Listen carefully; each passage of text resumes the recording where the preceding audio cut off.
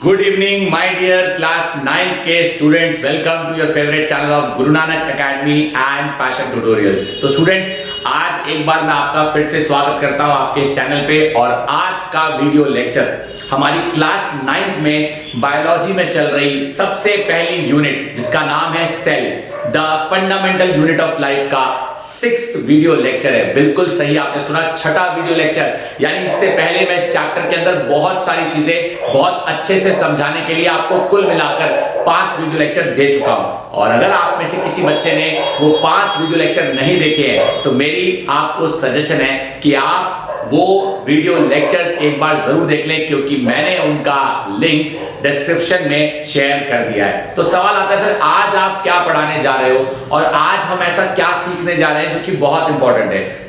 ये तो मैंने कहा ही नहीं कि बहुत इंपॉर्टेंट है, लेकिन अब मैं बोल रहा हूं कि बहुत इंपॉर्टेंट है। इसका मतलब कि आज के लेक्चर में होए जाने वाली बातें या बताए जाने वाली बातों को आपको नजरअंदाज तो बिल्कुल नहीं करना है। बिल्कुल सही।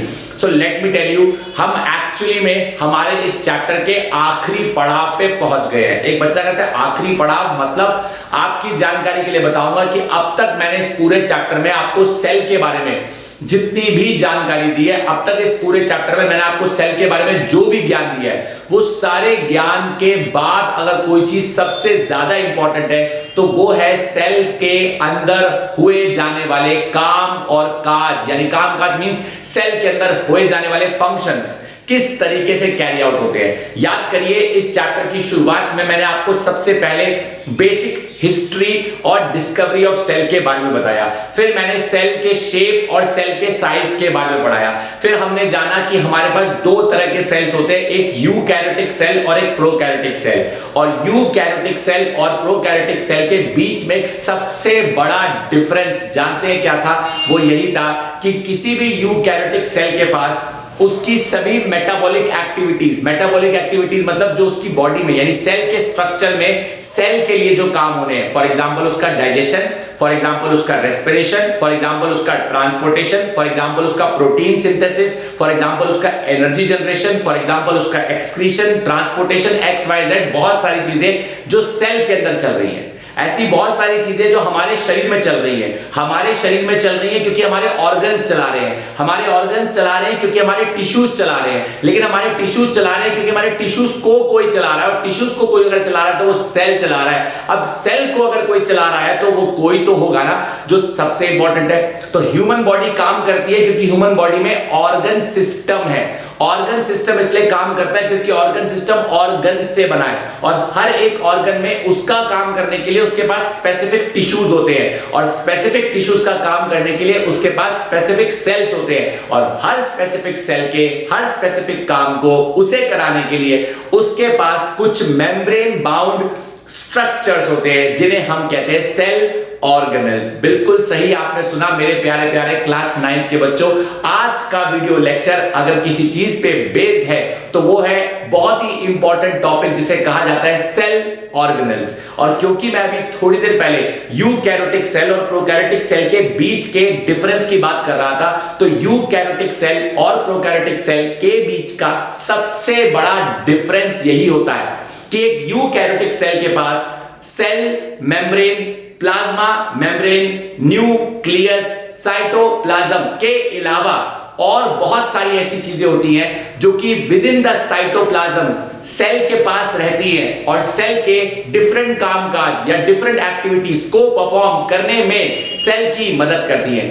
These activities which are performed within the cell are completely performed by some membrane bound structures। कुछ ऐसी चीजें जो सेल के लिए काम कर रही है। एक बच्चा बोला ऐसे तो प्लाज्मा मेम्ब्रेन भी सेल का स्ट्रक्चर में आती है, वो भी सेल के लिए काम कर रही है। न्यूक्लियस भी सेल के स्ट्रक्चर में आता है, वो भी सेल के लिए काम कर रहा है। साइटोप्लाज्म भी सेल के स्ट्रक्चर में आता है, वो भी सेल के लिए काम कर रहा है। तो क्या ये भी सेल ऑर्गेनेल्स है? हाँ, कुछ किताबों में आपको ये भी पढ़ने को मिलेगा कि न्यूक्लियस भी एक इंपॉर्टेंट सेल ऑर्गेनेल है, प्लाज्मा मेम्ब्रेन भी एक इंपॉर्टेंट सेल ऑर्गेनेल है, साइटोप्लाज्म सेल वॉल भी एक इंपॉर्टेंट सेल ऑर्गेनेल है। लेकिन फिर भी हमने इनको इसलिए अलग पढ़ा क्योंकि ये अपने आप में यूनिक है। हम बात कर रहे हैं फिलहाल साइटोप्लाज्म की दुनिया की, क्योंकि जब हमने सेल को पढ़ना शुरू किया था बच्चों तो हम सेल के बाहर से अंदर आए थे।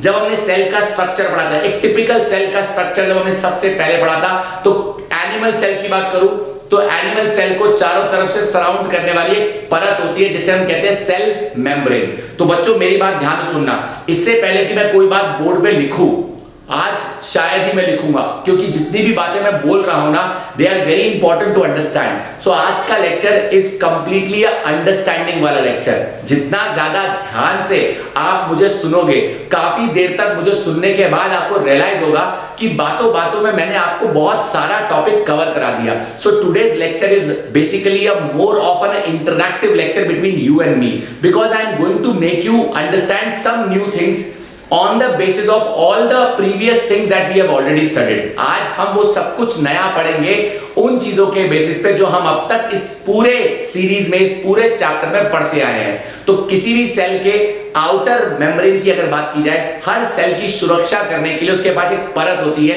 जिस परत को कहा जाता है सेल मेम्ब्रेन। सेल मेम्ब्रेन कह लीजिए या प्लाज्मा मेम्ब्रेन कह लीजिए, और प्लाज्मा मेम्ब्रेन का फंक्शन क्या होता है ये भी आपको पता है। उसके बाद हमने ये जाना था कि जब सेल मेम्ब्रेन के हम अंदर जाते हैं तो सेल का पूरा जो माहौल है, यानी सेल का पूरा जो मीडियम है, वो एक लिक्विड मटेरियल से भरा हुआ है जिसे हम साइटोप्लाज्म कहते हैं। और साइटोप्लाज्म का जो लिक्विड मीडियम होता है उसे साइटोसोल भी कहा जाता है। ऐसा मैंने इसलिए कहा कि आपको कहीं ना कहीं किताब में पढ़ने को जरूर मिलेगा। और ये बात मैं पहले भी कह चुका हूं कि बायोलॉजी में जितना ज्ञान मैं दे रहा हूं दैट इज नॉट सफिशिएंट। ढूंढने निकलोगे तो बहुत कुछ मिलेगा, लेकिन पढ़ना है केवल उतना जितना हमारे 9th क्लास के सिलेबस से भी रेलेवेंट है।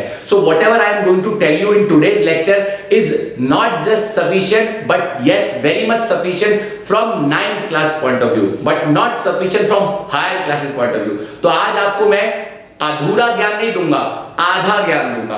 पूरा देने की ना तो ये उम्र है, ना ही पूरा देने के लिए ये क्लास सुटेबल है। तो मैं आपको आधी बातें बताऊंगा। मेरे पास बताने को बहुत कुछ है, लेकिन मैं सब कुछ नहीं बता सकता सेल ऑर्गेनल्स के बारे में। मैं उतना बताऊंगा जितना एक 9th क्लास के स्टूडेंट के लिए सफिशिएंट माना गया है और किताबों में छापा गया है। अब सवाल आता है कि सर आपने सबसे बाहर वाली परत की बात करी जिसे कहा गया सेल मेम्ब्रेन, आप अंदर आ गए तो आपको मिला साइटोप्लाज्म, बीचों बीच हमें मिला न्यूक्लियस, और न्यूक्लियस को कवर करने वाली एक मेम्ब्रेन थी जिसे हम कहते हैं न्यूक्लियर मेम्ब्रेन। इससे पहले वाले वीडियो लेक्चर में बहुत अच्छे से समझाया है न्यूक्लियस के बारे में और सेल वॉल के बारे में।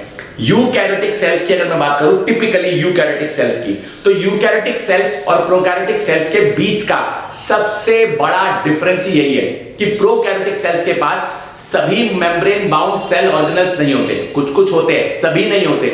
लेकिन यूकैरियोटिक सेल्स के पास मेजॉरिटी, मोस्ट ऑफ देम के पास सभी मेम्ब्रेन बाउंड यूकैरियोटिक सेल्स के पास सभी मेम्ब्रेन बाउंड सेल ऑर्गेनल्स होते हैं। मैं अपनी बात रिपीट कर रहा हूं, सुनो। यूकैरियोटिक सेल और प्रोकैरियोटिक सेल में सबसे बड़ा डिफरेंस यही है कि प्रोकैरियोटिक सेल के पास मेम्ब्रेन बाउंड सेल ऑर्गेनल्स नहीं होते। मेम्ब्रेन बाउंड सेल ऑर्गेनल्स नहीं होते, कुछ होते हैं कुछ नहीं होते, लेकिन मेजॉरिटी नहीं होते। लेकिन यूकैरियोटिक सेल के पास मेम्ब्रेन बाउंड ज्यादातर सभी सेल ऑर्गेनल्स होते हैं जो कि उसके अलग अलग एक्टिविटीज को, अलग अलग फंक्शंस को परफॉर्म करने में मदद करते हैं। ये यूकैरियोटिक सेल और प्रोकैरियोटिक सेल के बीच का सबसे बड़ा डिफरेंस है।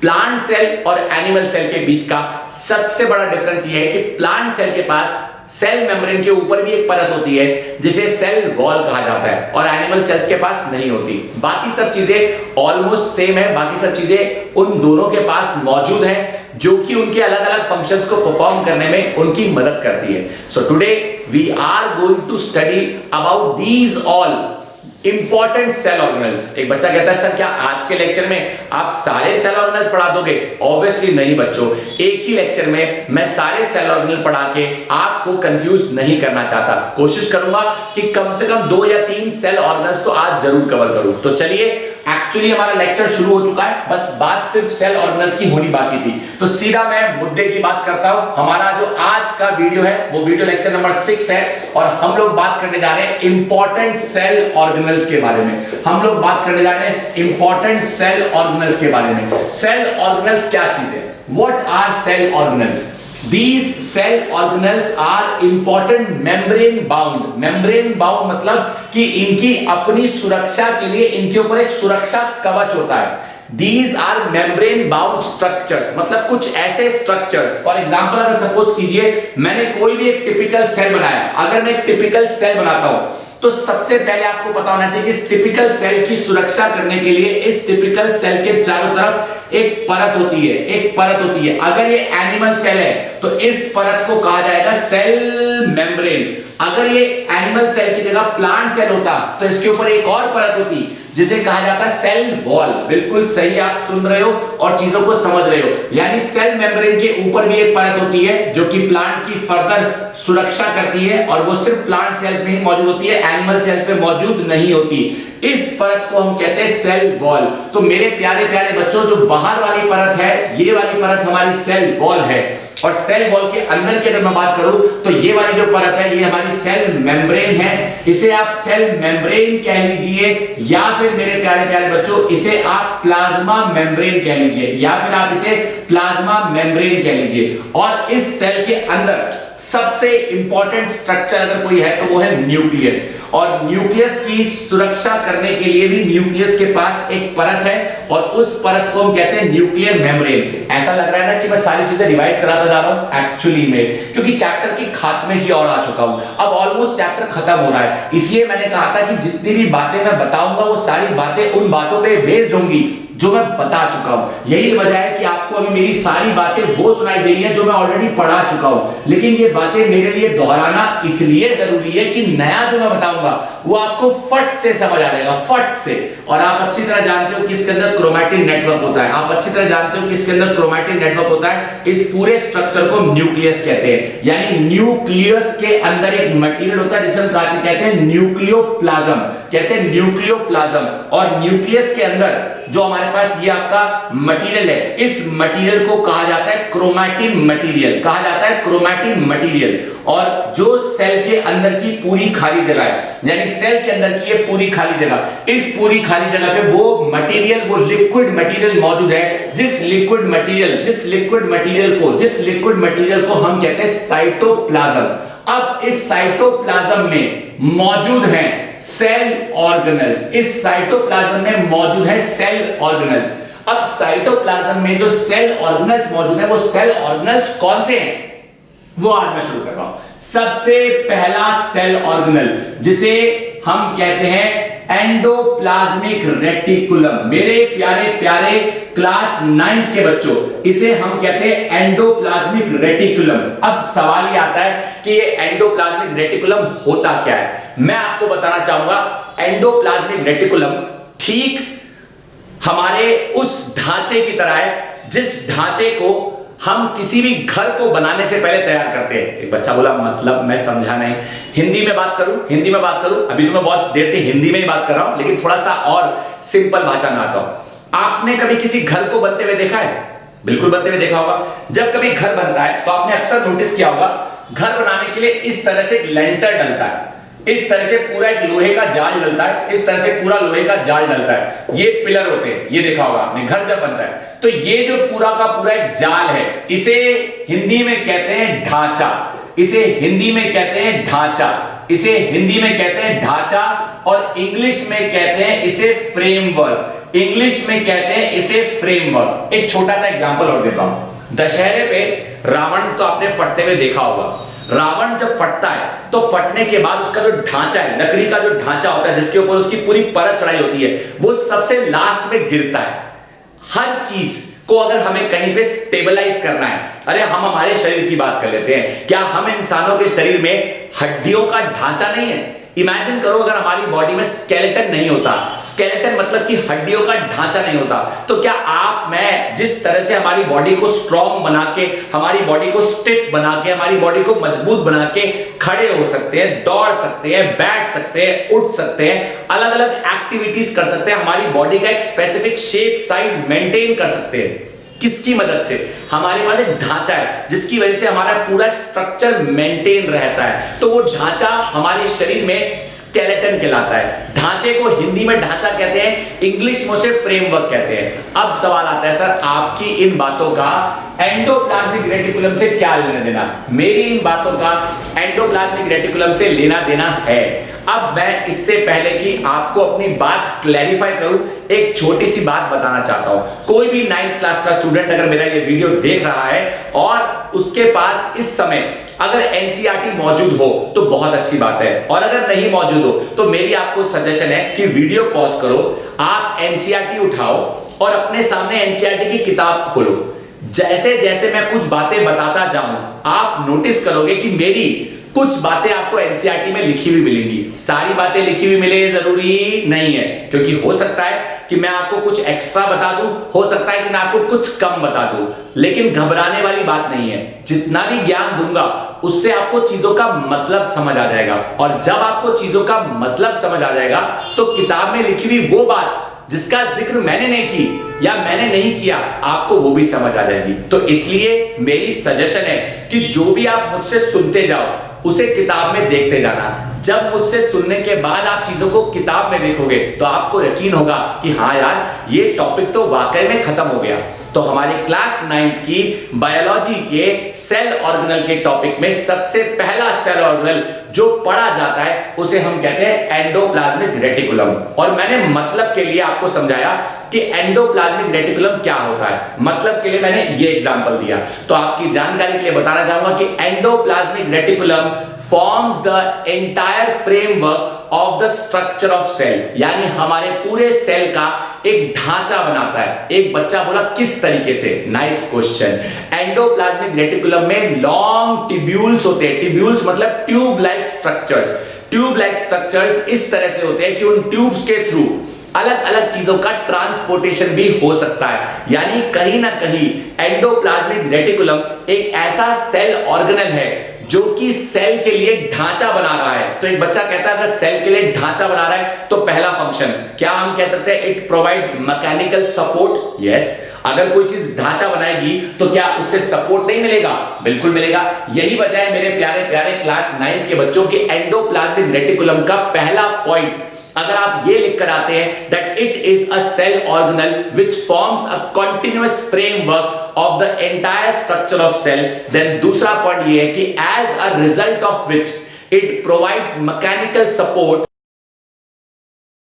To the entire structure. एक पूरे सेल के ढांचे को, एक पूरे सेल के स्ट्रक्चर को proper shape, proper size, proper structure देने में अगर कोई मदद कर रहा है तो वो एंडोप्लाज्मिक रेटिकुलम कर रहा है। अब किसी ने पूछा कि ठीक है, मान गए एंडोप्लाज्मिक रेटिकुलम ये कर रहा है, लेकिन एंडोप्लाज्मिक रेटिकुलम ये कैसे कर रहा है? हाँ, बिल्कुल बताना चाहूंगा। एंडोप्लाज्मिक रेटिकुलम का जो ढांचा है वो ट्यूब लाइक स्ट्रक्चर्स है जो कि पूरे सेल में अच्छे से अलग अलग जगहों पे फैला हुआ है। कुछ जगहों पे उसके स्पेसिफिक फंक्शन वो परफॉर्म करता है। अब क्योंकि एंडोप्लाज्मिक रेटिकुलम में लॉन्ग ट्यूब्यूल्स है, इसे हम ट्यूब्यूल्स भी बोलते हैं और वेसिकल्स भी बोलते हैं। TUBULES। Tubules means tube like structures and then comes vesicles. Vesicles भी ट्यूब की तरह ही कुछ स्ट्रक्चर होते हैं जो कि ट्रांसपोर्टेशन में, ट्रांसपोर्टेशन किस चीज का? अरे किसी भी मटेरियल का। कहां से? सेल में से। कहां? सेल में, या सेल के अंदर से किसी और हिस्से में, या सेल के अंदर से सेल के बाहर। अब सवाल यह आता है कि सर एंडोप्लाज्मिक रेटिकुलम इसके अलावा और क्या फंक्शन परफॉर्म करता है? मेरी बात बहुत ध्यान से सुनना। एंडोप्लाज्मिक रेटिकुलम का जो ढांचा है, ये ढांचा सेल के स्ट्रक्चर में दो तरीके से मौजूद होता है। एक बच्चा बोला मतलब आप ये कहना चाहते हो कि एंडोप्लाज्मिक रेटिकुलम के दो टाइप है? हाँ बच्चों, इसलिए सुनो, मैं लिख नहीं रहा हूं, क्योंकि जितना ज्यादा आपका रहेगा मेरी नजरों पे पूरा ध्यान, जितना ज्यादा रहेगा आपका मेरे लफ्जों पे पूरा ध्यान, उतना ज्यादा चीजें आपको समझ आएंगी और आप नहीं होंगे जरा भी परेशान। तो सुनो, सुनने पर फोकस करो। मेरे सुनने के बाद जब आप किताबों से रीड करोगे तो आपको चीजें जल्दी समझ आएंगी मेरे प्यारे प्यारे क्लास 9th के बच्चों। अब जो मैंने यहां पे एंडोप्लाज्मिक रेटिकुलम का जिक्र किया और मैंने आपको यह बता दिया कि वो एक फ्रेमवर्क स्ट्रक्चर बना रहा है, लेकिन मैंने आपको भी थोड़ी देर पहले बताया कि यही एंडोप्लाज्मिक रेटिकुलम सेल के स्ट्रक्चर में दो तरीके से मौजूद होता है। This means there are two types of endoplasmic reticulum. जी हां, सबसे पहला एंडोप्लाज्मिक रेटिकुलम होता है जिसे हम कहते हैं रफ एंडोप्लाज्मिक रेटिकुलम।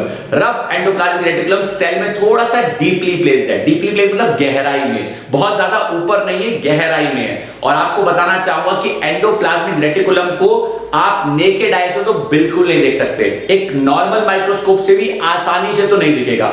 इसलिए एंडोप्लाज्मिक रेटिकुलम को देखने के लिए इलेक्ट्रॉन माइक्रोस्कोप, जो कि बहुत हाई लेवल का एडवांस्ड माइक्रोस्कोप है, उसी की मदद से एक एंडोप्लाज्मिक रेटिकुलम के ढांचे को अच्छे से देखा जा सकता है। क्योंकि मैंने कहा कि एंडोप्लाज्मिक रेटिकुलम सेल में दो तरीके से मौजूद है, एक वो जो सेल में डीपली प्लेस्ड है, एक वो जो सेल में ऊपर प्लेस्ड है। जो डीपली प्लेस्ड है वो न्यूक्लियस के पास पाया जाता है। यानी अगर मैं बात करूं उस एंडोप्लाज्मिक रेटिकुलम की, ये देखिए इसका स्ट्रक्चर अगर मैं बनाऊं, इसका अगर मैं स्ट्रक्चर बनाने की कोशिश करूं तो आपको किसी ना किसी किताब में कुछ ऐसा दिखेगा, किसी ना किसी किताब में आपको कुछ ऐसा दिखेगा। ये स्ट्रक्चर यानी ये वो एंडोप्लाज्मिक रेटिकुलम है जो कि न्यूक्लियस के पास पाया जाएगा। और न्यूक्लियस के पाए जाने वाला ये वाला endoplasmic reticulum is called as rough endoplasmic reticulum, इस एंडोप्लाज्मिक रेटिकुलम को, जो कि सेल के अंदर न्यूक्लियस के पास पाया जाता है, उसे हम कहते हैं रफ एंडोप्लाज्मिक रेटिकुलम। अब सवाल ये आता है कि सर अगर इसे रफ एंडोप्लाज्मिक रेटिकुलम कहते हैं तो क्यों? क्योंकि इस रफ एंडोप्लाज्मिक रेटिकुलम के स्ट्रक्चर पे कुछ ग्रैन्यूल्स होते हैं, छोटे छोटे दाने होते हैं। वो छोटे छोटे दाने क्या है? वो भी अपने आप में एक सेल ऑर्गेनेल है, जिसे हम कहते हैं राइबोसोम्स। इस सेल ऑर्गेनेल को कहते हैं राइबोसोम्स। जी हां, बातों में एंडोप्लाज्मिक रेटिकुलम पढ़ाते मैंने जिक्र कर दिया second type of cell organelle का, राइबोसोम्स। क्यों सर एंडोप्लाज्मिक रेटिकुलम पढ़ाते आप राइबोसोम्स की बात क्यों करने लगे?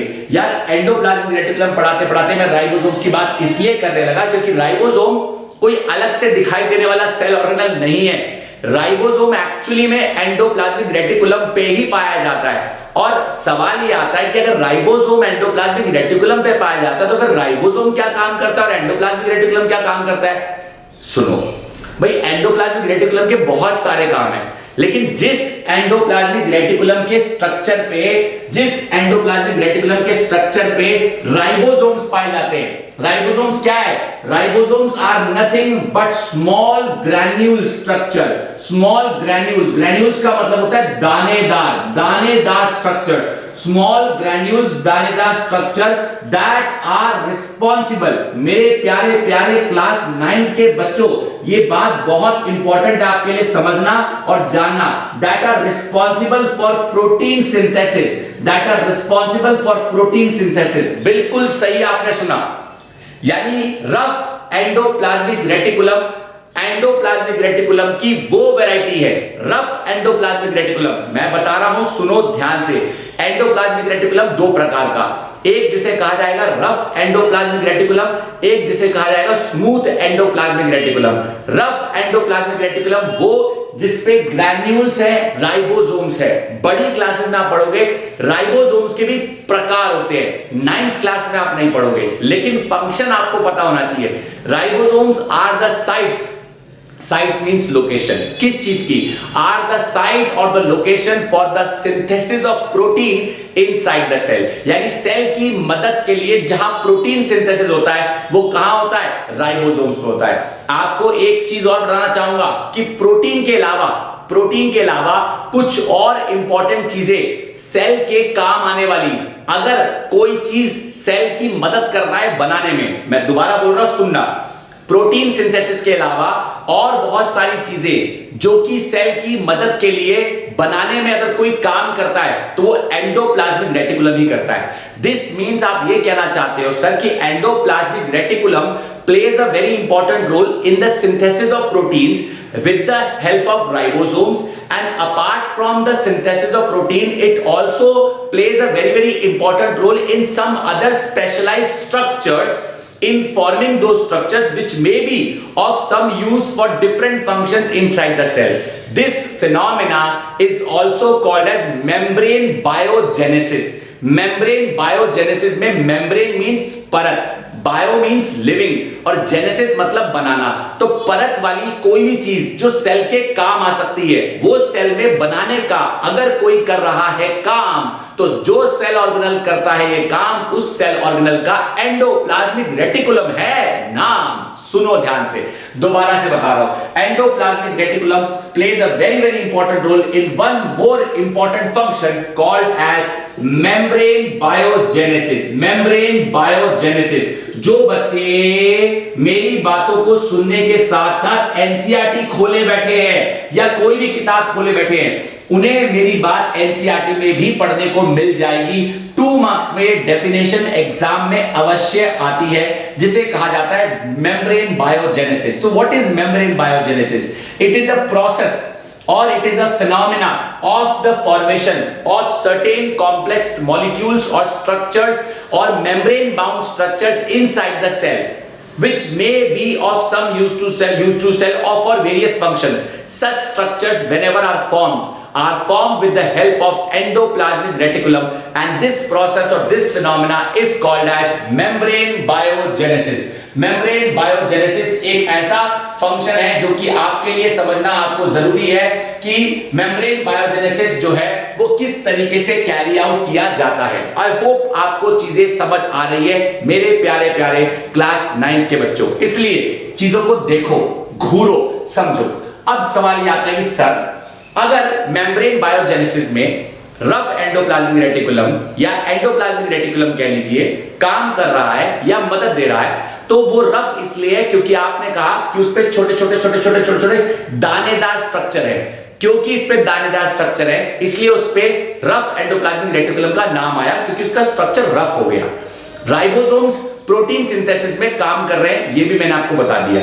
सर लेकिन आपने कहा था एंडोप्लाज्मिक रेटिकुलम के 2 प्रकार है। So what about the second type? Yes, इस रफ एंडोप्लाज्मिक रेटिकुलम के अलावा एंडोप्लाज्मिक रेटिकुलम की एक परत very near to plasma membrane, यानी उसका एक ढांचा प्लाज्मा मेम्ब्रेन के नजदीक भी पाया जाता है। उसका एक ढांचा प्लाज्मा मेम्ब्रेन के नजदीक भी पाया जाता है, यानी जो अगला स्ट्रक्चर है, यानी जो अगला ढांचा है जो कि प्लाज्मा मेम्ब्रेन के नजदीक पाया जाता है, ये देखो, ये पूरा एक फ्रेमवर्क बना रहा है। ये प्लाज्मा मेम्ब्रेन के नजदीक पाया जाने वाला, इसे कहते हैं स्मूथ एंडोप्लाज्मिक रेटिकुलम। और इसे स्मूथ एंडोप्लाज्मिक रेटिकुलम इसलिए कहा जाता है क्योंकि इसके पास राइबोसोम्स नहीं होते, इसका स्ट्रक्चर जो होता है वो स्मूथ होता है। और आपका स्मूथ एंडोप्लाज्मिक रेटिकुलम, यानी हमें पता चल गया कि एंडोप्लाज्मिक रेटिकुलम भाई तू 2 प्रकार का, एक रफ एंडोप्लाज्मिक रेटिकुलम, एक smooth endoplasmic reticulum.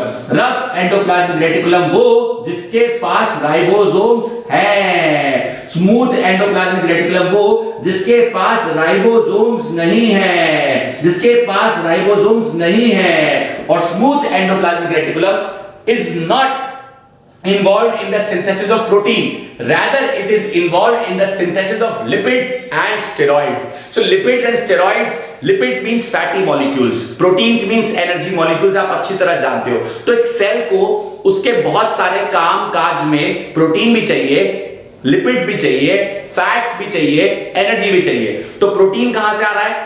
Rough endoplasmic reticulum से। लिपिड्स कहां से आ रहे हैं? स्टेरॉइड्स कहां से आ रहे हैं? स्मूथ एंडोप्लाज्मिक रेटिकुलम से। सो आई होप मेरे प्यारे प्यारे बच्चों, इतनी सारी बातें मैंने आपको एंडोप्लाज्मिक रेटिकुलम के बारे में बताई, तो हम कह सकते हैं कि endoplasmic reticulum plays a very very important role of forming the structural framework of the cell.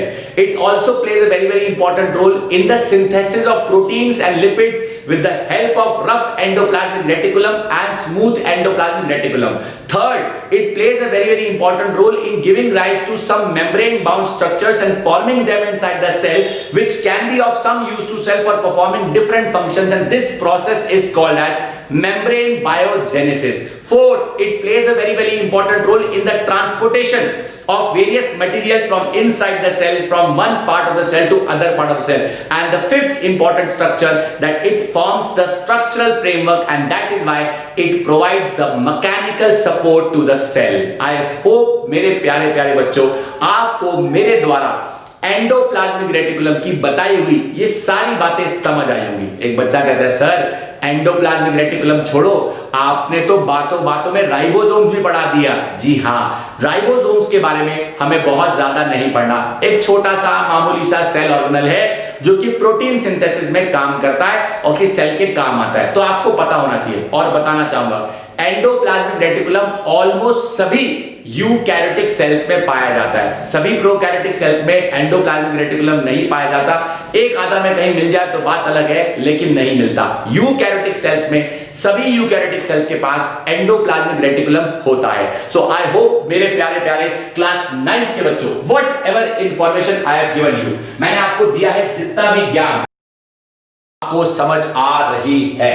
अब क्वेश्चन ये अराइज होता है कि सर जितनी भी बातें आपने बताई, क्या ये बातों के अलावा हमें अपने दिमाग में राइबोसोम्स के बारे में और कुछ नहीं रखना है? थोड़ा सा आपको मैं एक्स्ट्रा जनरल नॉलेज दे देता हूं। एक जॉर्ज पैराडे नाम के वैज्ञानिक थे जिन्होंने माइक्रोस्कोप की मदद से राइबोसोम्स को कई सालों पहले जब ऑब्जर्व किया था, तो उन्होंने ये पाया कि वो पार्टिकल्स बहुत बहुत छोटे हैं। उनका डायमीटर अप्रोक्सीमेटली 100 to 125 एंगस्ट्रॉम है और बहुत छोटे पार्टिकल्स है राइबोसोम्स। और उन्होंने देखा कि राइबोसोम्स यूकैरियोटिक सेल्स के अलावा कुछ प्रोकैरियोटिक सेल्स में भी पाए जाते हैं, प्रोटीन सिंथेसिस में इंपॉर्टेंट रोल अदा करते हैं। और ये राइबोसोम्स हमेशा न्यूक्लियस के पास पाए जाने वाले एंडोप्लाज्मिक रेटिकुलम का हिस्सा हो ये जरूरी नहीं है। एक बच्चा बोला मतलब आप कहना क्या चाहते हो? मैं बताना चाहूंगा कि जैसे जैसे सेल बूढ़ा हो जाता है, या ये कहिए कि सेल अभी यंग है, नया सेल है, तो उसके पास राइबोसोम मिलेगा, लेकिन जैसे जैसे वो ओल्डर बनता जाएगा, हो सकता है कि वो अपने राइबोसोम्स को गवा दे।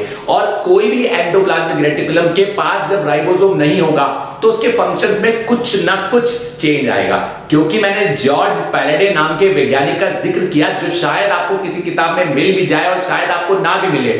यही वजह है कि राइबोसोम्स को आप कहीं पे पढ़ेंगे कि they are also called as Palade particles. अब सवाल आता है सर राइबोसोम्स के बारे में और कुछ भी बताना चाहोगे क्या?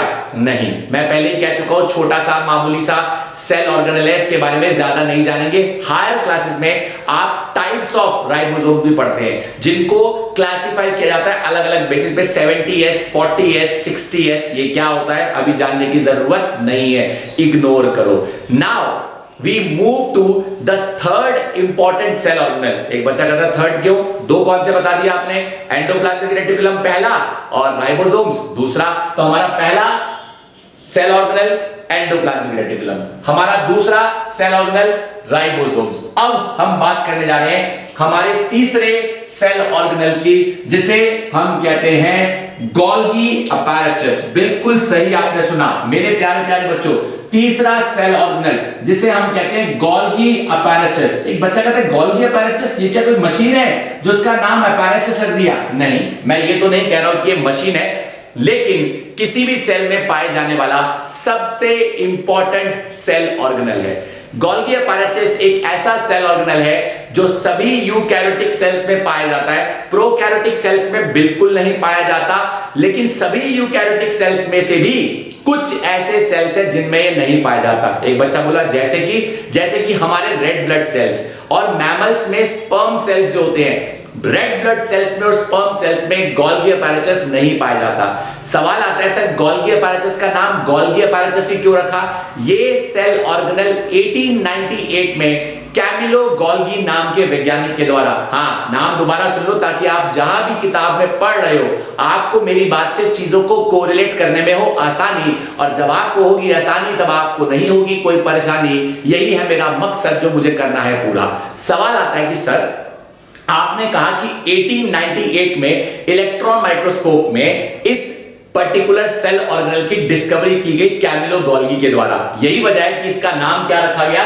गोल्गी अपैरेचस। सवाल आता है कि सर ये जो सेल ऑर्गेनेल है जिसका नाम है गोल्गी अपैरेचस, ये सेल में दिखता कैसा है? आपने तो बता दिया कि यूकैरियोटिक सेल्स में मौजूद होता है, रेड ब्लड सेल्स और स्पर्म सेल छोड़कर प्लांट सेल्स में कुछ कुछ जगहों पे मौजूद होता है, मतलब it is also present in plant cells, some important plant cells but not present in prokaryotic cells. How does a Golgi apparatus look like? A Golgi apparatus is a disc shape, disc की तरह एक disc की तरह दिखने वाला cell organelle है जिसमें structures होते हैं जिन्हें हम कहते हैं सिस्टर्न, CISTERNAE। एक बच्चा बोले सिस्टर्न क्या होते हैं? These cisterns are sac like structure. Sac समझते हैं? बोरी, ऐसा लगता है बोरी के ऊपर बोरी, बोरी के ऊपर बोरी, बोरी के ऊपर बोरी। मैं इसका एक छोटा सा डायग्राम आपको बना के दिखाता हूं, जो कि मैं ये तो नहीं कहूंगा कि एक्यूरेट डायग्राम है, बट हाँ एक ऐसा टिपिकल डायग्राम जिसको देखकर आप अंदाजा लगा सकते हैं कि गोल्गी अपैरेचस कैसा दिखेगा। गोल्गी अपैरेचस कैसा दिखेगा?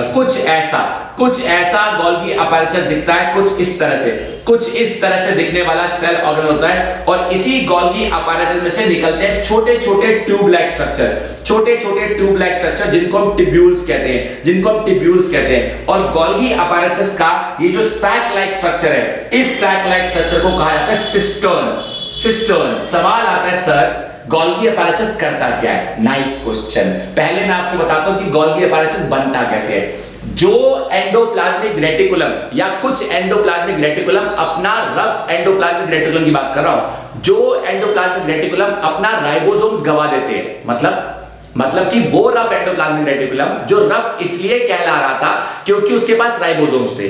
अगर वो अपने राइबोसोम्स गवा देता है तो उसका थोड़ा सा फंक्शन चेंज हो जाता है और वो फर्दर गोल्गी अपैरेचस का रूप ले लेता है। इन्हीं गोल्गी अपैरेचस को प्लांट सेल्स में डिक्टियोसोम्स कहते हैं, DICTYSOMES। कहीं ना कहीं पढ़ने को मिलेगा, समझ आ जाएगा। फिलहाल जो बता रहा हूं उस पे दो ध्यान, ताकि ना होना पड़े आपको जरा भी परेशान। जो रफ एंडोप्लाज्मिक रेटिकुलम होता है वो जब अपने राइबोसोम्स गवा देता है तो उसके राइबोसोम्स चले जाने के बाद वो गोल्गी अपैरेचस बन जाता है। And let me tell you, Golgi apparatus एक ऐसा सेल ऑर्गेनल है जिसका पूरे सेल में सबसे इंपॉर्टेंट अगर कोई फंक्शन होता है तो वो होता है ट्रांसपोर्टेशन का, स्टोरेज का और पैकेजिंग का। एक बच्चा कहता है ट्रांसपोर्टेशन, स्टोरेज और पैकेजिंग, ये क्या कोई एक्सपोर्ट कंपनी है क्या कि वहां पे सामान पैक होगा और स्टोर भी होगा और आगे भी जाएगा? एक्चुअली में गोल्गी अपैरेचस एक ऐसी कंपनी की तरह काम करता है सेल में, जिसमें सेल के अंदर पड़ा हुआ सामान अगर सेल के बाहर पहुंचाना है तो ऐसे मामूली तरीके से नहीं जाएगा। गोल्गी अपैरेचस कहता है कि अगर कोई चीज मेरे पास से बाहर जाएगी तो मैं उसे पैक करूंगा और पैक करके उसे अपने ट्यूब लाइक स्ट्रक्चर्स की मदद से आगे ट्रांसफर करूंगा। और अगर मान लो कि कोई सामान सेल के काम आने वाला है और अभी सेल के बाहर नहीं जाना तो मैं उसे अपने पास स्टोर करूंगा। यानी कहीं ना कहीं गोल्गी अपैरेचस सेल के अंदर स्टोरेज, पैकेजिंग और ट्रांसपोर्टेशन में इंपॉर्टेंट रोल प्ले करता है। एक्चुअली में गोल्गी अपैरेचस के दो एंड्स होते हैं, एक उसका सिस फेस होता है, एक उसका ट्रांस फेस होता है। एक बच्चा बोला भाई सिस क्या होता है, ट्रांस क्या होता है? एक एग्जांपल लेता हूं। हमारे घरों में एक दरवाजा होता है जहां से हम एंटर भी करते हैं और निकलते भी हैं, लेकिन अगर एक कमरे में एक दरवाजे से एंट्री अलाउड हो और पीछे वाले दरवाजे से एग्जिट अलाउड हो तो एक एंट्री का फेस हुआ और एक एग्जिट का फेस हुआ। गोल्गी अपैरेचस में भी एक ऐसा हिस्सा होता है जहां से सिर्फ सामान की एंट्री होती है, एग्जिट नहीं होता, और दूसरा हिस्सा ऐसा होता है जहां से सामान का एग्जिट होता है, उसे कहते हैं ट्रांस फेस। तो सिस फेस गोल्गी अपैरेचस का वो हिस्सा है जहां से सामान गोल्गी अपैरेचस में एंटर करता है। सामान कुछ भी हो सकता है, सेल के अंदर का कोई प्रोटीन, कोई मॉलिक्यूल, कोई लिपिड, कोई fat, whatever thing that may be of some use to cell। यानी वो हर चीज जो सेल के काम आ सकती है, वो हर चीज जो सेल को किसी ना किसी फंक्शन में मदद कर सकती है, उसे स्टोर करने का काम, उसे पैक करने का काम, उसे ट्रांसपोर्ट करने का काम, uसे रिसीव करने का काम, उसे बाहर भेजने का काम, उसे अंदर लाने का काम, ये सभी काम अगर कोई सेल ऑर्गेनल बहुत अच्छे से कर सकता है प्लांट सेल या एनिमल सेल की बॉडी में, तो वो है गोल्गी अपैरेचस। और यही वजह है कि गोल्गी अपैरेचस और भी कई सारे इंपॉर्टेंट फंक्शंस परफॉर्म करने में अपना योगदान देता है। एक बच्चा बोला जैसे कि प्लाज्मा मेम्ब्रेन, जैसे कि सेल वॉल, और यहां तक कि एक और सेल ऑर्गेनल जिसे कहा जाता है लाइसोसोम्स, उसे बनाने में भी गोल्गी अपैरेचस मदद कर रहा है, क्योंकि भाई वो चीजों को आने दे सकता है, वो चीजों को जाने दे सकता है, वो चीजों को स्टोर कर सकता है, वो चीजों को ट्रांसपोर्ट कर सकता है, वो चीजों को पैक कर सकता है, वो चीजों को स्टोर कर सकता है। मतलब ये कि गोल्गी अपैरेचस एक इंपॉर्टेंट सेल ऑर्गेनल है जो कि सेल के लिए इंपॉर्टेंट है। आई होप मेरे प्यारे प्यारे बच्चों, whatever things या whatever diagram or whatever knowledge I have given you today in this video lecture number 6 of class 9, the fundamental unit of life, and whatever things I have explained you about the three important cell organelle, पहला जिसे हम कहते हैं endoplasmic reticulum, दूसरा जिसे हम कहते हैं गोल्गी अपैरेटस, और तीसरा जिसे दूसरा जिसे हम कहते हैं राइबोसोम्स, और तीसरा जिसे हम कहते हैं गोल्गी अपैरेटस। आई होप कि ये तीनों सेल ऑर्गेनल के बारे में मेरे द्वारा बताई हुई सभी बातें आपको समझ आ गई होगी। अब सवाल ये आता है कि सर आपने ये तीन सेल ऑर्गेनल्स का जिक्र कर दिया, क्या आप किसी और सेल ऑर्गेनल का भी जिक्र करने वाले हो? बेशक, अभी सेल ऑर्गेनल्स का टॉपिक खत्म नहीं हुआ है। आज के वीडियो लेक्चर में मैंने तीन सेल ऑर्गेनल्स का जिक्र किया है। जो इसके बाद वाला हमारा अगला वीडियो लेक्चर होगा उसमें मैं बाकी सेल ऑर्गेनल्स का जिक्र करूंगा और हमारे इस टॉपिक को खत्म करूंगा। सो माय डियर क्लास 9 के स्टूडेंट्स, तब तक के लिए आप दिल थाम के बैठिए जब तक अगला वीडियो लेक्चर आपके सामने नहीं आता है, और इस वीडियो लेक्चर को अपने सभी दोस्तों के साथ शेयर करना बिल्कुल मत भूलिएगा। जो आपने अपना कीमती वक्त दिया उसके लिए आपका धन्यवाद और तहे दिल से शुक्रिया।